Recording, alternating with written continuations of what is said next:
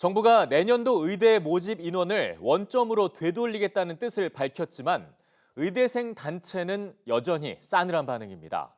의대 교육 여건에 대한 개선책이 뚜렷하지 않은 상황에서 복귀 시한을 3월로 못 박은 건 협박이나 마찬가지라는 건데요. 의정 갈등 해소까지는 아직 갈 길이 멀어 보입니다. 진태희 기자가 보도합니다. 의대생들의 3월 말 복귀를 조건으로 내년도 의대 증원을 철회하는 취지의 의대교육 정상화 방안. 의대 교수들은 기한 내 의대생 복귀를 설득하는 데 주력하고 있습니다. 학생 여러분, 간곡히 호소합니다. 26학년도 정원은 3,058명으로 불확실성이 해소되었습니다.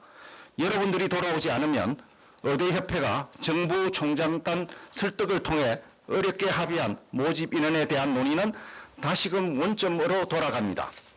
더 이상의 유화책은 없다는 정부의 경고가 있었던 만큼 이번에도 복귀하지 않으면 불이익이 우려된다는 경고도 더했습니다.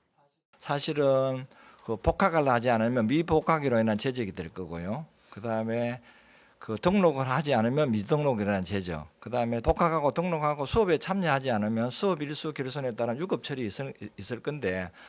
일부 대학에선 대다수 학생들이 결국 복귀할 것으로 전망하고 있습니다. 대부분 들어올 거라고 저희는 보고 있습니다. 그리고 그게 학교에 따라서 좀 약간의 차이가 있겠지만 그러나 제가 보기에는 각 학교에서 적용의 기준도 다 학교 사정에 따라서 다르기 때문에. 하지만 의대생들과 의사단체의 반응은 싸늘합니다. 대한의과대학 의학전문대학원 학생협회는 지난 7일 학생들이 안 돌아오면 5,058명을 뽑겠다고 협박하고 있다며 불만을 표시했습니다. 대한의사협회도 각 의대의 교육 내용을 맡겨놓은 형국이라며 지금 제시된 내용으론 교육이 불가능할 거란 입장을 고수하고 있습니다. 정부가 242호학번 교육대책으로 내놓은 의대 교육 정상화 방안에 대해서도 비판이 나옵니다. 진선미 더불어민주당 의원이 교육부로부터 제출받은 자료에 따르면 의대 정원을 증원한 23개 사립대학의 교원 채용률은 32.5%에 불과했습니다.